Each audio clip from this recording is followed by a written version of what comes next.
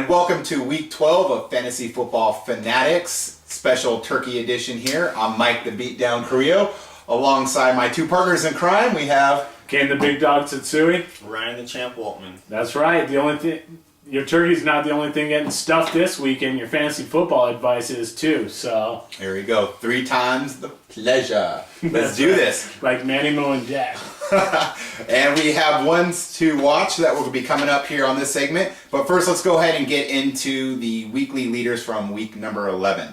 Yeah, and the passing game was all systems go this weekend. Ton of quarterbacks throwing up 4 touchdowns. Peyton Manning had almost 400 yards. He was just shy. But 3 picks also got kind of ugly. They lost that one at the last second to New England.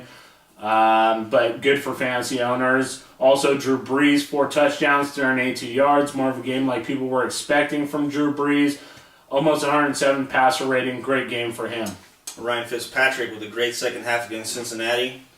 Pulled that one out. Miracle second half. 316 yards, 4 touchdowns. It was a good comeback. Yeah, absolutely.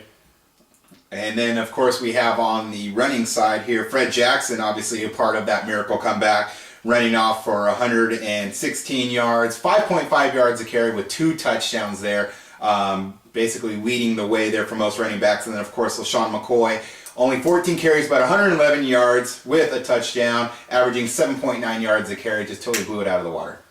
Maurice Jones-Drew's coming into form now. About time. Had a favorable matchup against Cleveland. Had 133 yards, a touchdown. I'll take that all day, every day. And then Mike Tolbert, kind of pedestrian, but took the rock a lot of times. Had a decent average, 4.4, 111 yards and a touchdown against Denver.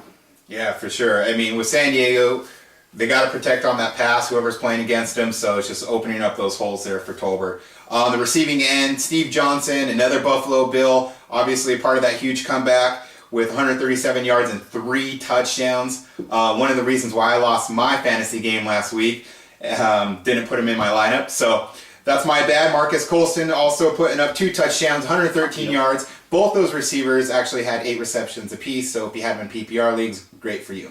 Greg Jennings, huge day, 3 touchdowns, 152 yards, 21.7 yards per catch.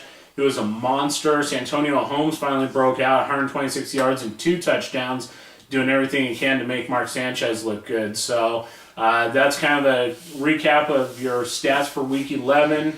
The Week 12 ones to watch. We're going to jump right in here. First game we're going to look at is Green Bay at Atlanta. This is Sunday at 1 p.m. Eastern Time. The Packers are 7-3. They're tied with Chicago in the NFC North. This is a crucial game for them. The Falcons are 8-2, surprisingly. This is a key NFC matchup, and it's likely going to decide which team is the number 1 seed in the NFC going into the playoffs. Both these teams have pretty stout defenses. Green Bay's O-line's a little bit dinged up. Rodgers has 5 consecutive wins in November with 13 touchdowns versus 0 interceptions, so he looks like a pretty strong fantasy play even against that tough Atlanta defense. And then as far as start and sit, Brandon Jackson, don't love him this weekend against Atlanta. He may do okay. James Jones, I kind of like him. I think I'll have a better matchup this weekend. I think someone else is going to be drawing the attention there. Don't really love Matt Ryan this weekend. If you have him, he's your best quarterback. You got to go with him, but we'll see what happens there. And then I like Tony Gonzalez this weekend. I think they're going to have to give him some looks because they're going to be looking to shut down the outside. There you go. Second game to watch here. We have Tampa Bay at Baltimore, Sunday, 4:15 Eastern Time. Tampa Bay 7-3, along with Baltimore 7-3. So Tampa Bay is a little bit surprising being at 7-3. No one would have thought that they would have been up there at the beginning of the season, but they're making wins and they're making it happen. It's going to be a tough running day against the Ravens. Baltimore is currently number 9 versus the rush, and they've only given up 5 rushing touchdowns. So it doesn't look well for Tampa Bay running backs this Sunday. Tampa Bay, however, is also number 6 versus the pass. They've only allowed 15 touchdowns in the air, so it may or may not be a good day for Flacco, but Flacco's been coming on over the last 4 or 5 weeks, so I see that he's still going to have a pretty decent outing there. Freeman, Mike Williams, I would probably go ahead and start Mike Williams just because of the fact that he's been getting it done. Freeman, I'm not quite sure going against that Baltimore defense. And then also Hushmanzada, Todd Heap. Would I start him? Would I sit him?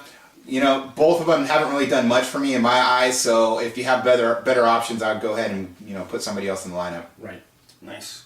Third game on the docket is Philadelphia, Chicago, Sunday at 4:15. Philly and Chicago are both 7-3. I'm not much of a believer in Chicago 7-3 though. Yeah. What can I say? I'm a Dolphin fan. Both teams need a win to stay on top of their divisions going into the playoffs. Want to build some momentum. I think Mike Vick's going to do all right against Chicago. I don't see Philadelphia running the ball too hard. Chicago's run defense is pretty stout, so Mike Vick might be doing the rushing for them. And, Philadelphia secondary is banged up, so Cutler's pretty due. If he can stay off his back, he's going to do pretty well. Right. And I don't like McCoy. I'd sit him. Jeremy Macklin's probably a better option. And Forte should have a decent day, and Greg Olsen should get some receptions from Cutler. Good deal. And usually we talk about the Monday night game here, but it's kind of the toilet bowl Monday night. It's San Francisco and Arizona. There's some fancy implications, obviously, but over and above that should be pretty self-explanatory. So we're going to talk about the Sunday night game, and this is an important game for both these teams. And it's San Diego traveling to Indianapolis to take on the Colts at 8:20 p.m. Eastern. San Diego's 5-5 right now. Indy's 6-4.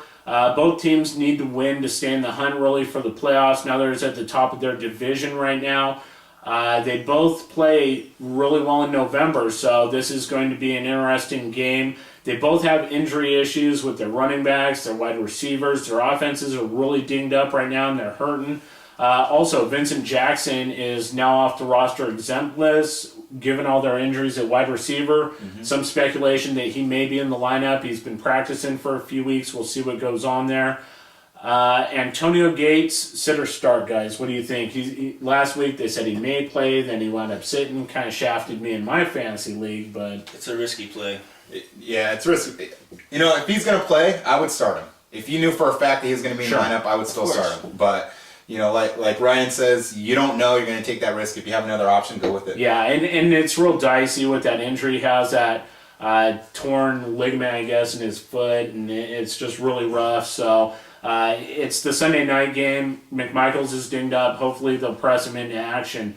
Also, what about Vincent Jackson? If he's going to play, do you play him? Well, I haven't heard that he's going to play, but maybe he will. If you've held on to him this long in your league, you kind of are obligated to play him. Yeah, I agree with that statement. Absolutely. If you've been that patient, you got to go with it. Donald Brown, it looks like Mike Hart will play. What do you guys think about D. Brown? You got to play Donald Brown. I mean, if you're going to play a running back from Indianapolis, you're going to put him in there. Obviously the running back situation in Indianapolis, the teams are going. They're going to protect against the pass. They're going to be concerned about the pass, so that's why it's opening up a lot of running lanes there for the Colts running backs. Right. I don't love Don Brown this weekend. I don't think he's a really great play against that San Diego defense. But if he's what you have to work with, he's probably like maybe a flex, very low end RB2 in my eyes. What about Pierre Garçon? Sit him, start him. Garçon overall has been disappointing this season, but he's due to break out, and with all the injuries on that team, he's got to do something. Yeah, if he doesn't do it now, and you might as well just drop him because he's had a few opportunities already, hasn't lived up to them. He has the potential. I mean, his skill is there. He can burn the field. So, Peyton Manning just needs to get him the ball, and I expect this probably to be the time that's going to happen. Yeah, I mean, you'd think he would play a bit better with Reggie Wayne in there. It would open him up a bit more, but again, they've been action-packed with the issues there in Indy as far as their receiving corps is concerned. So that'll wrap it up for the first segment. Don't forget to come on back. Join us for the second part. We'll see you. See you then.